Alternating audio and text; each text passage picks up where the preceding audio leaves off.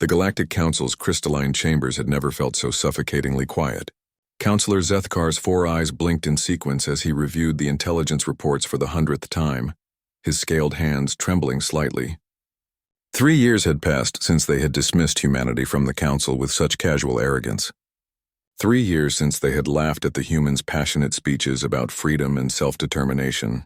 Now none of them were laughing. "The human fleet approaches the Kepler sector," announced Counselor Vexa, her voice barely above a whisper. 17 systems have already requested to join their, what do they call it?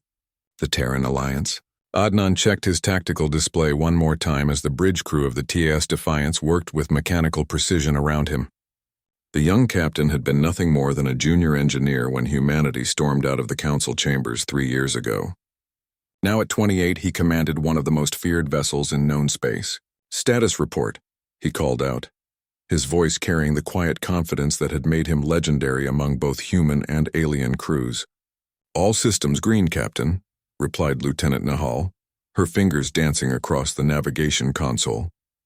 "The Andromedian convoy is maintaining formation. Looks like they're eager to see what we can do." Adnan nodded, remembering how the Andromedians had been the first non-human species to approach the newly independent Terran Alliance. They had been oppressed by the Council's taxation and military conscription for centuries, their crystalline homeworld strip-mined to fund Council expansion.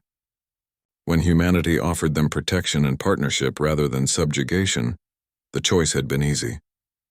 "Sir," came the voice of Ensign Torres from communications, "we're receiving surrender requests from the Council fleet. They're asking for terms." The irony wasn't lost on Adnan. 3 years ago, the Council had treated humanity like unruly children having a tantrum. They had assets beyond counting, fleets that outnumbered human vessels 1,000 to 1, and technologies that had dominated the galaxy for millennia. What they hadn't counted on was what happened when you corner the most adaptable, creative, and stubbornly persistent species in the galaxy. Humans didn't just innovate, they revolutionized. While the Council had grown complacent with their ancient technologies, humanity had spent 3 years turning every scientific principle on its head. They had developed quantum-fold communications that made Council networks look like smoke signals. Their adaptive AI systems could learn and counter alien technologies in real time. Most importantly, they had done something the Council had never thought possible. They had created a truly voluntary alliance. "Nehal, take us to Yellow Alert," Adnan ordered, "and open a channel to the Council fleet." The main screen flickered to life, showing the bridge of the Council's flagship. Counselor Zethkar appeared, his once proud bearing reduced to something approaching desperation. Behind him, Adnan could see other Council members, species that had once looked down on humanity with barely concealed contempt. "Captain Adnan," Zethkar began, his translator struggling with what seemed to be an unfamiliar concept. We wish to discuss terms. Perhaps we were too hasty in our previous assessments of human capabilities." Adnan exchanged a glance with Nehal, who had to suppress a smile. They both remembered the recordings of humanity's final Council session, where Counselor Zethkar had dismissed human achievements as the fumbling of a primitive species playing with forces beyond their comprehension. "Counselor," Adnan replied evenly, 3 years ago you told us that humanity was welcome to leave if we didn't appreciate the Council's guidance. You said we would come crawling back within a year begging for readmission. The galaxy has changed," Zethkar admitted. "Your alliance has disrupted millennia of established order. 17 systems have joined you. Dozens more are in open revolt. Our trade routes are collapsing. And now you want to negotiate?" Nehal interjected from her station, her voice carrying an edge that made several Council members flinch. What the Council had failed to understand was that humanity's greatest weapon wasn't their technology. It was their philosophy. For the first time in galactic history, a major power was offering true partnership instead of dominion. The Terran Alliance didn't demand tribute or conscript soldiers. They shared technology freely, protected weaker species without expectation of servitude, and, most revolutionary of all, they actually listened to their allies. "The truth is, Counselor," Adnan continued, "you were right about one thing. Humanity did need to learn our place in the galaxy. It's just not the place you had in mind."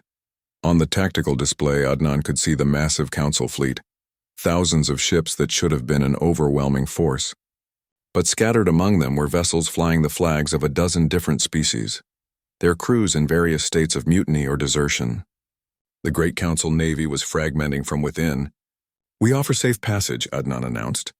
"Withdraw to your core systems and we won't pursue. But the age of Council dominance is over. The galaxy belongs to all of us now."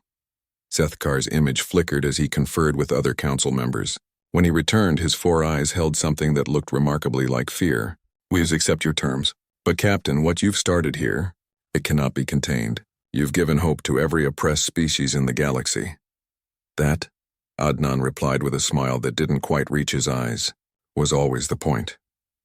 As the Council fleet began its withdrawal, Nahal pulled up the latest reports from across the galaxy. The Terran alliance was growing daily, not through conquest but through choice.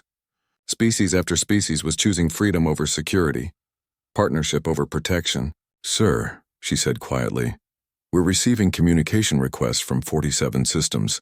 They're all asking the same question, which is, how do they join the alliance?" Adnan leaned back in his command chair, watching the Council fleet disappear into hyperspace. 3 years ago, the Council had called humanity naive idealists. They had been right about the idealistic part. They had simply failed to understand that sometimes idealism backed by determination and the willingness to fight for principles could reshape the galaxy itself.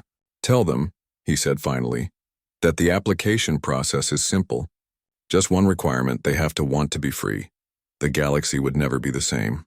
And for the first time in millennia, that was exactly what it needed.